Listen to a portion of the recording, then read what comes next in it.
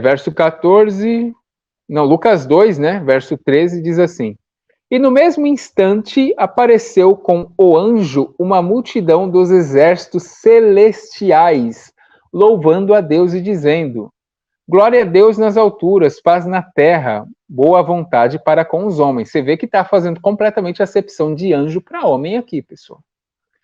Verso 15. E aconteceu que, ausentando-se deles os anjos para o céu, disseram os pastores uns aos outros: Vamos, pois, até Belém e vejamos isso que aconteceu e que o Senhor nos fez saber.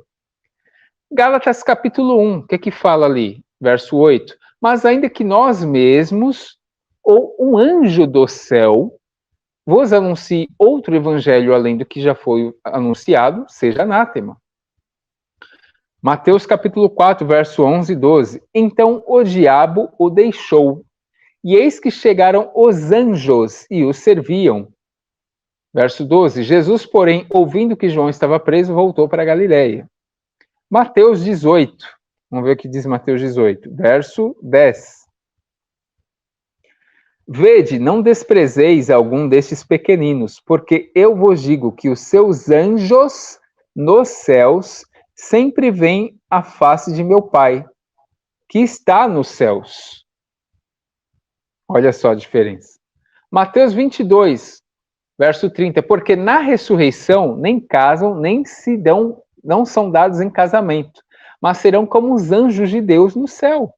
Está fazendo a acepção completa de homem para anjo.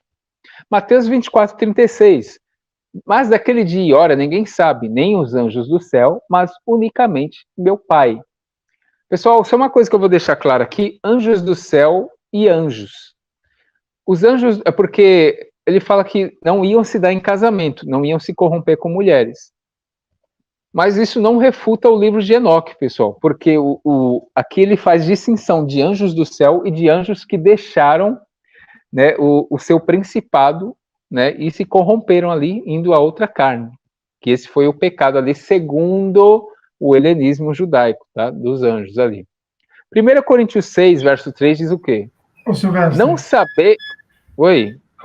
Mas se você me permite, só um comentário bem rápido, não quero atrapalhar o seu raciocínio, mas algo interessante, né, nessas passagens, né?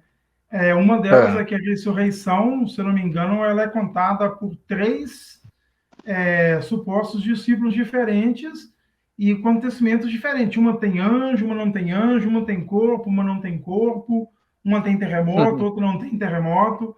Aí eu quero que alguém me responda, seja pastor, seja o que for. Tá, qual que eu decido que é a verdadeira? Eu jogo os dados e o que sair eu aceito? E só mais um detalhe, para quem conhece o mínimo da cultura judaica, sabe que essa passagem que você usou, ela não faz sentido nenhum, porque uma mulher judia, quando ela está de luto, ela não sai de casa. E ali as mulheres estavam lá onde estava o sepulcro, no caso, né? Pode pesquisar a respeito disso, ela não sai de casa. Nós não estamos falando de hoje, no século XXI. Nós estamos falando de 2000 anos atrás, onde a mulher mal podia abrir a boca. Quem dirá? É verdade. Aí e descumprindo uma lei que era algo muito sério. Então, só um adendo, mas pode continuar. Pô, interessante, legal. Se alguém tiver interesse, eu vou deixar na descrição do vídeo um vídeo onde um rabino ele explica a respeito disso. É um vídeo muito bom. Aí ele vai dar várias passagens, vai citações a respeito do luto e da mulher judia dentro desse conceito. Legal, show. Vou continuar aqui. 1 Coríntios 6, verso 3, Paulo diz assim: Não sabeis vós que havemos de julgar os anjos, quanto mais as coisas pertencentes a essa vida.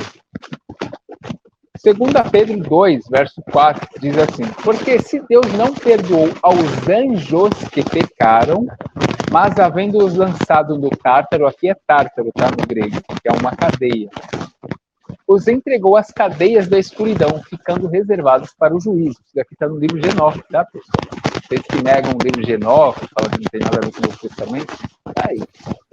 Judas 1, verso... Você está mexendo no fone? Não. É que está dando uns estalos bem... uns E agora? Continua. E agora? Melhorou um pouco. Melhorou? Certo. Judas capítulo, qualquer coisa você me fala. Judas capítulo 1, verso 6 diz assim: E aos anjos que não guardaram o seu principado, mas deixaram a sua própria habitação, reservou na escuridão e em prisões eternas até o juízo daquele grande dia. Esse texto de Judas, pessoal, é aquilo lá que está no livro de Enoque, tá? Os anjos que vieram se corromper ali com mulheres, tá? Para quem não sabe. Ah, mas Jesus falou que eles não se dão em casamento. Jesus está falando dos anjos do céu, os anjos obedientes a Deus. Só que tem esses outros anjos aí que cometeram esse pecado e eles foram acorrentados. Falando em Enoque, olha quem aparece. Olha o que diz aqui em Enoque. As palavras das bênçãos de Enoque, com as quais ele abençoou os eleitos e os justos, os quais devem existir nos tempos da tribulação, rejeitando toda iniquidade e mundanismo.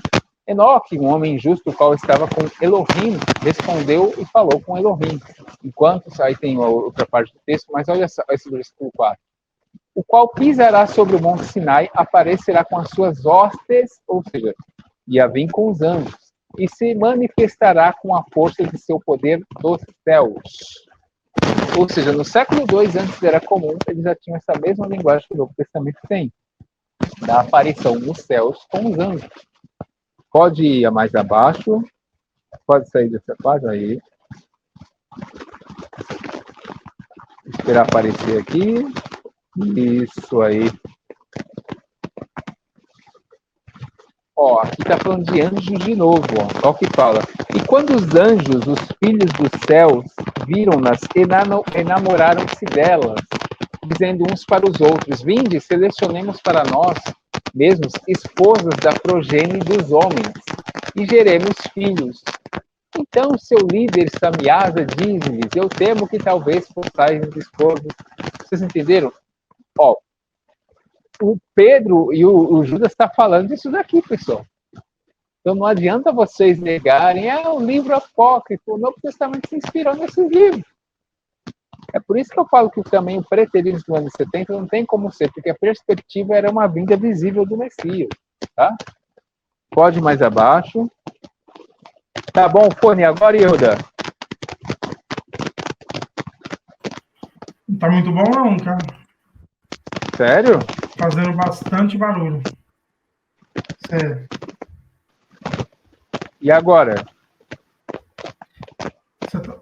Tá a mesma coisa. Tá que nem aquele pastor metralhadora. Tá metralhando para tudo que é lado aí. Achei que tava bom. Não, tava bom. Olha... Ficou assim uns 3, 4 minutos atrás. Nossa, e ainda tá ruim.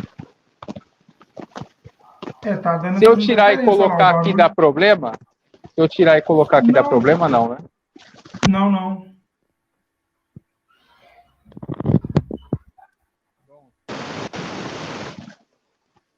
Ó o verso 6 aqui desse daqui, ó.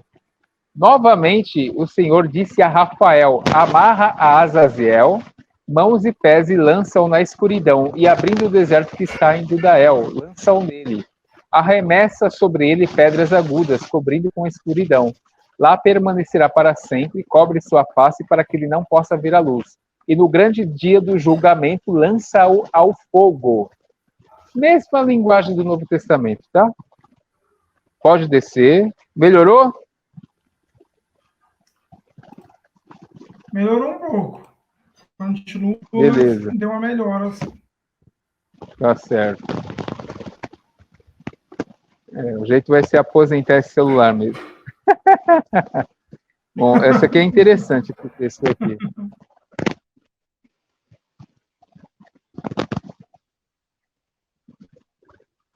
Esses são os principais chefes dos anjos e os nomes dos líderes de suas centenas, e seus líderes de 50 e os líderes das suas dezenas. O nome do primeiro é Iecum.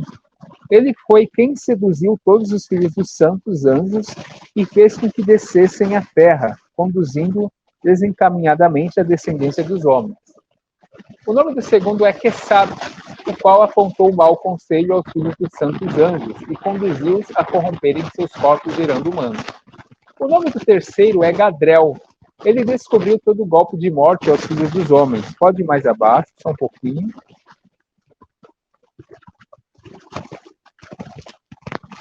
Olha aqui, ó. Ele seduziu a Eva. Olha que maravilha.